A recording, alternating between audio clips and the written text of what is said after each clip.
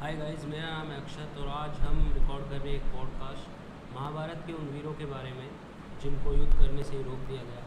तो सबसे पहले जो हमारा कैरेक्टर है वो है बर्बरीक, जिसे खाटू श्याम भी कहते हैं। बर्बरीक भीम जो थे, महाबली भीम थे, उनके पोते थे और घटोत्कच के पुत्र थे।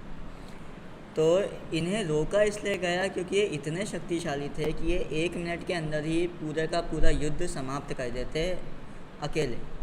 इसके 2 कारण थे। एक तो क्योंकि वो घटोत्कच के पुत्र थे, वो एक असुर थे, उनमें मनुष्य से ज़्यादा शक्ति थी। दूसरा, उनके पास शिवजी के वरदान के वजह से 3 तीर का एक सेट था जिनके कॉम्बिनेशन से वो किसी को भी बस सोच मात्र से ख़त्म कर सकते थे विद इन सेकेंड्स। तो ये 3 तीरों के बारे में क्या सीन था? तो 3 तीरों का तो मैं बताना चाहूँगा, बट पहले वो एक तो असुर, हम किसी की फीलिंग्स को हर्ट नहीं करेंगे कि वो असुर थे, क्योंकि उनकी बहुत मान्यता भी है। असुर हमेशा यही नहीं है कि वो एक बुरे व्यक्ति या ऐसा कुछ है। असुर एक हम जीव की तरह ट्रीट कर रहे हैं। देवता अलग जीव थे, मनुष्य अलग जीव थे। हाँ, तो कई असुरों असुर का थे हाँ, जो कि कई अच्छे असुर थे, बहुत अच्छे भी थे। असुरों का ऐसा भी रहा है कि वो बहुत अच्छे भी थे, बहुत बुरे कई भी थे। देवता भी थे जिन्होंने बहुत कांड किए। हाँ, तो 3 तीरों का ऐसा सीन था कि जो उनका पहला तीर था वो उनको ये वरदान मिला था कि वो जिसको भी सोचेंगे उस तीर को चलाते वक्त कि मैंने इस आदमी को टारगेट कर लिया है, वो तीर जाके उनको लग जाएगा। और सेकंड जो तीर था, सेकंड तीर ये था। तो दूसरे तीर का ये था कि पहले तीर ने उन्हें मार्क कर दिया कि ये लोग टारगेट हैं। अब दूसरी तीर जो थी वो जिनके बारे में सोचेंगे वो स्पेसिफिकली ऐसे हो जाएगा कि ये लोग अगर बीच में भी आए निशाने के तो इन पे तीर जो तीसरी है वो वार नहीं करेगी। और तीसरी तीर थी मेन अटैक वाली। जो भी व्यक्तियों को या जो भी चीज़ों को पहली तीर ने मार्क किया है वो जाके उनको भेज देगी और उनकी मृत्यु हो जाएगी। तो 3 तीरों की बात हो गई है, ये तो रही महाभारत की बात। अब करते हैं उनके पिछले जन्म की कुछ बात। हाँ, तो तो हमारी जो हिंदू माइथोलॉजी है उसमें हर एक जीव का ना पिछले जन्म का बहुत ज़्यादा इन्फ्लुएंस रहता है। हाँ, हमारी हमेशा कुंडली में भी रिलेटेड रहता है कि आप पिछले जन्म से कुछ ना कुछ उनका नाता है, जो वो काम आप इस जन्म में कर रहे हैं। लाइक अभी भी आप कुछ काम कर रहे हो इस जन्म में, तो कई लोग बोलते हैं कि हाँ ये उससे रिलेटेड है। जैसे कई लोग मानते हैं पुनर्जन्म में या आपके फ्यूचर में जो जन्म होगा, आप जो अब काम कर रहे हो उससे रिलेटेड कुछ हो सकता है। बिल्कुल यही सीन था क्योंकि ये जो थे बर्बरीक पिछले जन्म में ये एक यक्ष थे। यक्ष भी एक अलग जीव होते हैं। जो कुबेर हैं, हमारे धन के देवता हैं, वो भी एक यक्ष हैं। ठीक है, तो ये था कि उससे महाभारत से पिछले युग में जिसमें रामायण हुई थी, जब ईविल बहुत ज़्यादा अधर्म बहुत ज़्यादा फैल गया था, असुरों का राज हो रहा था एक तरीके से। रावण ने लाइक एम्पावर कर दिया था हर एक राक्षस को, असुरों को। तो उन्होंने थोड़ी तबाही मचाई हुई थी अर्थ पे, सो ऐसा सीन चल रहा था। मतलब देवलोक में जो देवता थे वो सब परेशान हो गए थे कि ये क्या चल रहा है धरती पे, विनाश की ओर है अभी। और देवलोक में जब भी होती है दिक्कत तो वो जाते हैं सीधा विष्णु जी के पास। तो वो गए एज यूजुअल विष्णु जी के पास और उन्होंने बोला कि हे प्रभु थोड़ी सहायता करो क्योंकि हमसे ना हो पाएगा। तो उन्होंने बोला ठीक है, मैं एक मनुष्य के रूप में जन्म लूँगा और इस अधर्म का विनाश कर दूँगा। तो ये जो यक्ष थे जो बाद में अगले जन्म में बर्बरीक बनेंगे, उन्होंने बोला कि आपको जाने की ज़रूरत नहीं है, मैं अभी ख़त्म कर देता हूँ। मैं इतना शक्तिशाली हूँ कि मैं ही ख़त्म कर दूँगा। अब इसमें क्या सीन हो गया कि वो कर भी देते शायद, पर प्रॉब्लम ये थी कि जब देवता गए थे उनके साथ गए थे ब्रह्मदेव। अब ब्रह्मदेव तो भाई त्रिमूर्ति के हिस्सा हैं, उनको तुम ऐसे इंसल्ट थोड़ी कर सकते हो। तो ब्रह्मदेव ने दे दिया श्राप कि जब भी विष्णु जी अगली बार अधर्म का विनाश करने जाएंगे, अधर्मियों से पहले वो तुम्हारा विनाश करेंगे। तो I think that was wrong actually. Like Brahmadev was that teacher जो ऑफेंड हो जाते हैं बहुत जल्दी किसी बच्चे से कि हाँ तेरा कुछ बुरा करते हैं वो जानबूझ के, कि हाँ आप तुझे प्रिंसिपल के पास लेके जाएंगे। So Vishnu was the principal, it was like that. तो ब्रह्मदेव और इंद्रदेव के बारे में तो एक अलग हम स्पेसिफिक बना सकते हैं, हाँ, ऐसे हाँ। ऐसे हरकत हो हरकत रखी नहीं, है। वो जस्ट मैं बता रहा हूँ कि हाँ रिलेट कर रहा हूँ। नहीं, काफ़ी काफ़ी चीज़ें हैं ऐसी जो कि उन्होंने ना काफ़ी गड़बड़ मचा रखी थी। तो क्या हुआ, तो जब अगले जन्म में ये बर्बरीक बने तो कृष्ण जी थे विष्णु का रूप उस समय। तो उन्होंने पूरा जो कांड था बर्बरीक का वो हुआ। फिर तो क्या हुआ, बर्बरीक ने आए कि हम मुझे देखना है महाभारत, और उनकी माता ने उनसे पूछा कि तुम जा रहे हो तो तुम युद्ध लड़ोगे, हाँ, तो वो वचनबद्ध हो गए थे तो उनकी तुम माँ। किस तरफ से लड़ोगे। हाँ, वो अपनी माँ से वादा करके आए थे फिर कि मैं जो भी हारेगा उसकी तरफ हो जाऊंगा। तभी उनका नाम वहाँ से, जब भी लोग उसकी मान्यता है कि हारे का सहारा बाबा श्याम हमारा, कि जो हार जाता है उसकी तरफ बाबा श्याम रहते हैं। जो भी साइड कमज़ोर उसके साइड बर्बरीक को होना था, पर बर्बरीक आए, उन्होंने अपनी जो शक्ति थी वो कृष्ण जी के सामने प्रदर्शित करी, एक पेड़ के सारे पत्तों को भेद कर। कृष्ण जी ने उस पेड़ के एक पत्ते को अपनी चिद्दी उंगली के नीचे भी रख लिया था, पाँव के, पर दूसरी तीर के वजह से उसने वो भेदा तो नहीं, पर कृष्ण जी की वो जो उंगली थी वो फिर एक, कहते हैं ना, भगवान की उंगली नहीं रही। उससे एक बाद में प्रॉब्लम भी हुई थी। कृष्ण जी का जो फाइनली अंत हुआ था हाँ, वो उसी उंगली पे एक जहरीले तीर का लग के हुआ था। हाँ। और इसमें एक और श्राप इंक्लूडेड है जो कि विष्णु जी पे था। क्या आपको ये मालूम है? नहीं। जब बाली वध हुआ था रामायण में, हाँ, तो वो छल से किया था भगवान राम ने, राम ने, हाँ। पर वो तो मर्यादा पुरुषोत्तम थे। हम्म, तो जाते जाते बाली ने बोला था कि आप मर्यादा पुरुषोत्तम हैं, फिर भी आपने छल किया, इसलिए अगले जन्म में मेरा अगला जन्म आपका वध करेगा छल से। तो वो जो हंटर था जिसने वो तीर मारी थी वो एक्चुअली बाली का अगला रूप था। ये फिर से पुनर्जन्म की एक चीज़ हुई। हाँ, पुनर्जन्म का एक्चुअली काफ़ी मतलब सीन है हिंदुइज्म में, हमारे इंडियन हिंदू माइथोलॉजी में। सो बर्बरी ने जब कृष्ण जी को ये दिखाया, लाइक अपना पराक्रम। तो उसके बाद क्या हुआ? उसके बाद कृष्ण जी ने क्या किया, उन्होंने बोला कि तुम अगर युद्ध में लड़े तो तुम अपने माता को दिया हुआ वचन पूरा कर ही नहीं सकते, क्योंकि जिस ओर तुम हो जाओगे वो ओर अपने आप ही ज़्यादा शक्तिशाली हो जाएगी। तुम कभी कमज़ोर तरफ से लड़ ही नहीं सकते। हाँ। और अगर तुमने ऐसे किया कि एक इंस्टेंस में कि अब ये कमज़ोर है, अब ये कमज़ोर है, ऐसा तुमने अगर सोच रखी तो 1 मिनट के अंदर ही पूरे युद्ध भूमि में बस तुम ही रहोगे। और महाभारत क्योंकि जो है वो इंसान सबको सोच लेता कि मेरे को इसको टारगेट करना है, वो टारगेट करके थर्ड तीर से उनको मार देता और सब खत्म, कोई नहीं रोक सकता। हाँ। तो उन्होंने क्या किया, उन्होंने बोला कि अब हम क्या कर सकते हैं। तो कृष्ण जी ने बोला, तब एक प्रथा थी उस युग में कि युद्ध शुरू होने से पहले सबसे पराक्रमी जो योद्धा था उसकी बलि चढ़ाई जाती थी। तो कृष्ण जी ने बोला कि हम तुम्हारी बलि चढ़ाएंगे। उसने बोला मुझे युद्ध देखना है। हाँ, he wanted to see that Mahabharat. तो उन्होंने अपनी मुंडी दी, उनकी मुंडी ने वो पूरा युद्ध देखा। और इसलिए कहते कि खाटू श्याम जो थे उन्हें ही हर एक डिटेल पता है, अदर देन जो एनीवन एल्स कि जिसने महाभारत का युद्ध देखा या कुछ भी किया, पूरा जो सत्य है बस उन्हें पता। हाँ, पूरा सत्य सिर्फ खाटू श्याम जी को पता है। इसलिए जब युद्ध खत्म हुआ तो पांडवों का ये था कि किसने सबसे ज़्यादा कंट्रीब्यूशन दिया है अपना युद्ध के जीत होने में। तो खाटू श्याम ने कहा कि तुम में से किसी ने नहीं किया है, कृष्ण जी ने किया है, क्योंकि अगर वो ना होते तो तुम जीत नहीं सकते थे। हाँ, वो तो ऑब्वियसली बात है, कृष्ण जी नहीं होते तो वो नहीं जीत सकते, तो कोई भी नहीं जीत सकता था। कोई भी नहीं जीत सकता था। कृष्ण जी ने अगर अपनी नारायणी सेना दे दी थी दुर्योधन को। कृष्ण जी की वजह से ही बर्बरी नहीं आए युद्ध में। अगर बर्बरी आ जाती युद्ध में तो कौन जीतता? कोई नहीं जीतता। महाभारत का मकसद ही खत्म हो जाता। वो धर्म हमें युद्ध कभी जो हुआ, सुनने को ही नहीं मिलती महाभारत।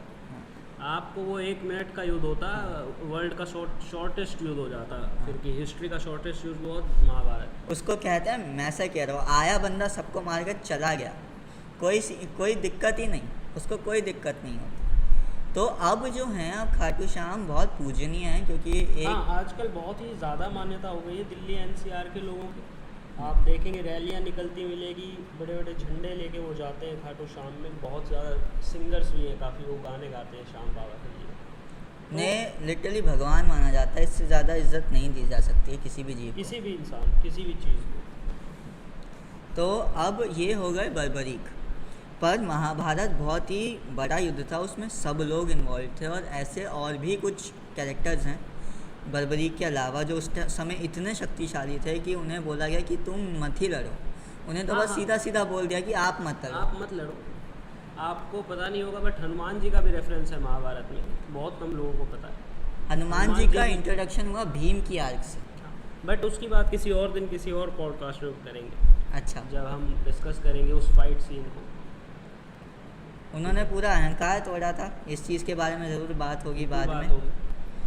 यहाँ पे महाभारत के युद्ध के चलते हनुमान जी का ये था कि अर्जुन का जो रथ था उसके फ्लैग पे हनुमान जी बैठे थे और युद्ध खत्म होने के बाद जैसे ही अर्जुन उतरे, कृष्ण जी उतरे और उन्होंने हनुमान जी को बोला कि आप भी अब उतर जाएं, पूरा रथ भस्म हो गया। वो उनकी शक्ति की वजह से था कि अर्जुन को कोई छू नहीं पा रहा था। वो so powerful character, you know. उनकी ऑरा ही इतनी शक्तिशाली थी।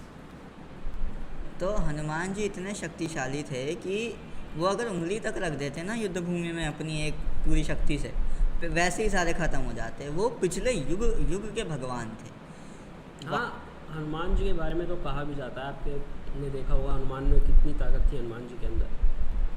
10,000 इंद्रों जितनी ताकत हनुमान जी की एक छोटी सी उंगली में थी। तो वो अगर इतना पावरफुल आदमी जो मतलब भगवान से भी ज़्यादा पावरफुल है, वो किसका अहंकार नहीं तोड़ सकता। एंड ही वॉज सो काम एंड यू नो, मतलब वो कैरेक्टर आपको ऐसा दिखेगा ना उसके अंदर कोई घमंड ना अहंकार। मेरे तो यार फेवरेट भगवान है वो। सेम।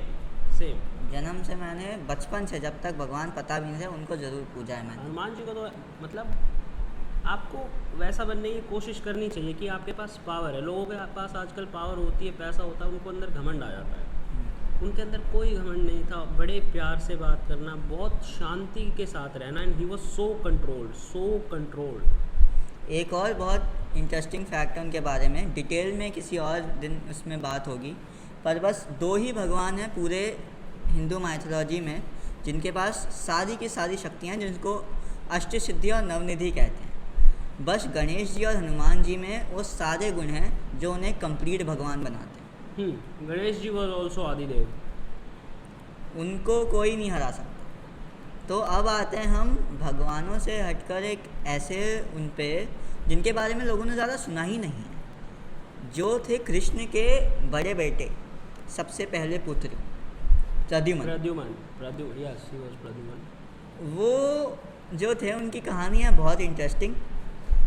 वो पैदा हुए थे एक असुर के कोर्ट में, जिन कन्या ने उन्हें बड़ा किया, ठीक है, मतलब वो उनकी माँ तो नहीं थी पर एज अ दासी उनकी, जिन्होंने उन्हें बड़ा किया, बाद में उसी से उन्होंने विवाह किया। और वो उस असुर को मार कर अपने पिताश्री के कदमों में चलकर वहाँ की जितनी भी क्या कहते हैं अप्सराएं थी, सबको उठा के ले आए थे कि अब ये हमारे। ऐसा कृष्ण जी ने भी किया था एक समय पे। तो फादर्स एंड वेरी सिमिलर। और एक चीज़ और सिमिलर है, एकदम स्ट्रेट। सबसे ज़्यादा कृष्ण का बल जो था पहले पुत्र में आया था, जो कि प्रद्युम्न थे। प्रद्युम्न अपने आप में इतने शक्तिशाली थे कि अगर वो युद्ध में उतर जाते तो 1 मिनट के अंदर वो भी युद्ध ख़त्म कर देते। उनको किसी स्पेशल देव अस्त्र की भी ज़रूरत नहीं थी। वो जो नॉर्मल चीज़ें होती हैं ना, रात घुसे मुक्के, वो जो वहाँ तीर एरो वो यूज़ होता था, मेस हम लोग जो यूज़ करते थे उस समय, उसी से वो 1 मिनट के अंदर सबको ध्वस्त कर देते। हाँ, क्योंकि कृष्ण जी की जो पावर्स थी वो उनके अंदर थी बहुत ज़्यादा। इसीलिए कृष्ण जी ने मरने से पहले अपने कुल का खुद ही विनाश किया था, क्योंकि अगर उनकी ब्लड लाइन आगे चलती तो आज दुनिया का कुछ और ही नक्शा होता। हाँ, अगर हम सोचें कि उस हिसाब से जैसे कृष्ण जी ने अपने कुल का विनाश किया था, तो अगर वो ब्लड लाइन आगे बढ़ती तो आज कुछ और ही होता।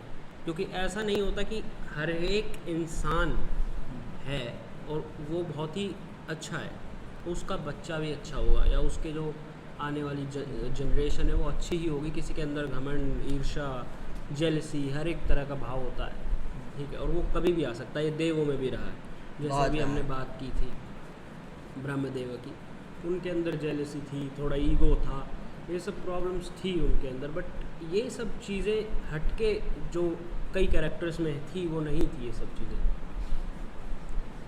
तो Like- प्रद्युम्न जी को तो सीधा सीधा कृष्ण जी ने बोला था कि देखिए तुम नहीं इस युद्ध में उतरोगे, क्योंकि अगर तुम उतरे तो महाभारत एक धर्म युद्ध है और धर्म युद्ध के सारे मायने ख़त्म हो जाएंगे, क्योंकि धर्म की विक्ट्री होगी ही नहीं, क्योंकि सिर्फ तुम्हारी जीत होगी। हाँ,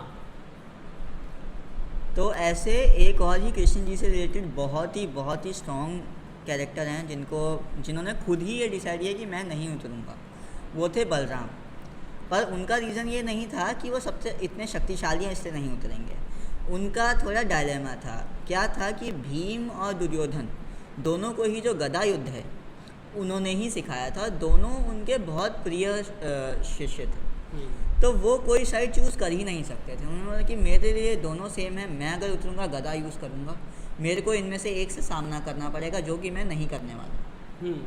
he was the good teacher, you know, like जो अच्छे टीचर होते हैं वहाँ कंपैरिजन और कंपटीशन नहीं करते, एक बच्चे की साइड नहीं लेते कि हाँ मैं इसी की साइड रहूँगा।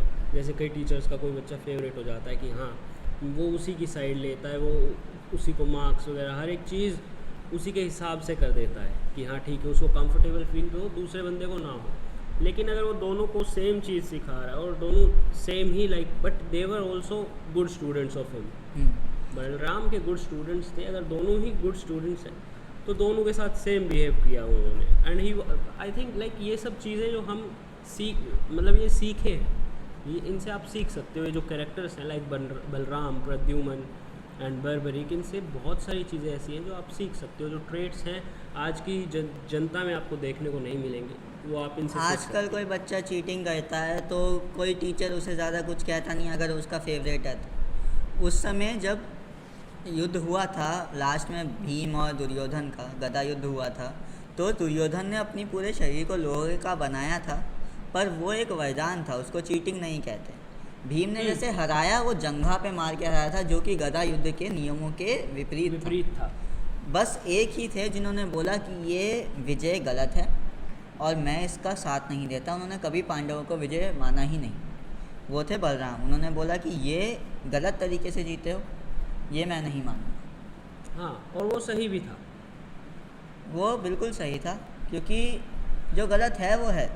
दुर्योधन भी बहुत बढ़िया गदा युद्ध करते थे, बहुत बढ़िया, बहुत बढ़िया। They both of them were fabulous. बिना वरदान के भीम और वो ऑलमोस्ट सेम थे। Almost they were same.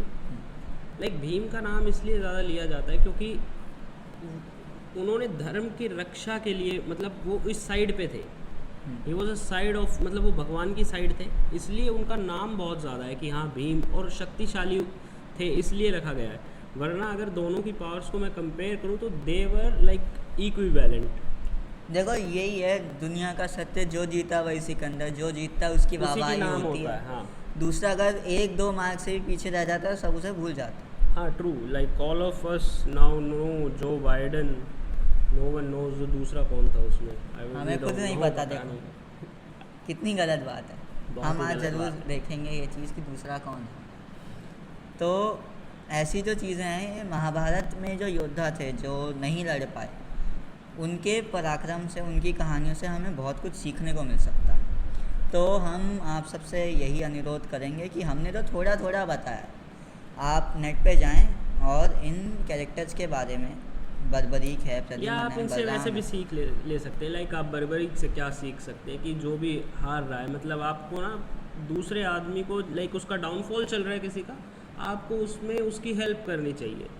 कि आपका रिलेटिव है, आपका फ्रेंड है, नहीं भी है, आप उसको दिखा के, बिना दिखाए आप कैसे भी किसी की मदद कीजिए, बट कीजिए। मतलब एक वो कैरेक्टर है कि इससे आदमी को सीख मिले कि आपको दूसरे की मदद करनी चाहिए। जब भी मतलब हम एक पेज से और अच्छी एक लाइक नई दिशा से हमें सोचना चाहिए कि हम कैसे मदद कर सकते हैं किसी की भी। प्रद्युम्न से भी हाँ। हम बहुत सिंपली सीख सकते हैं कि अपने पूर्वजों की, अपने पिता की बात ज़रूर माने।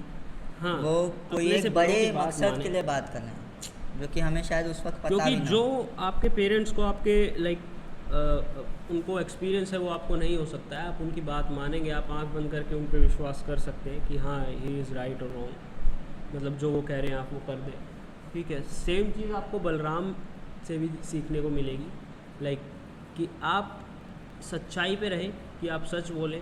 Like at the end Balram said कि हाँ ये जो युद्ध है ये छल कपट से जीता गया है, ये विपरीत है नियमों के और आपने ये जीत लिया है। तो मतलब वो स्ट्रेट फॉरवर्ड उन्होंने सच बोल दिया, ऐसा नहीं था कि ये जीता है और ये सही है तो मैं इनकी तरफ रहूँ। As per rules he was correct, ठीक है, एज़ पर रूल्स कि कौन करेक्ट है वो उसकी साइड थे, कि आप हमेशा सच बोलें, सिचुएशन कोई भी हो, सिचुएशन से बाहर आप अपने आप निकल जाएंगे, ठीक है। और आप कभी भी किसी में डिस्क्रिमिनेट ना करें।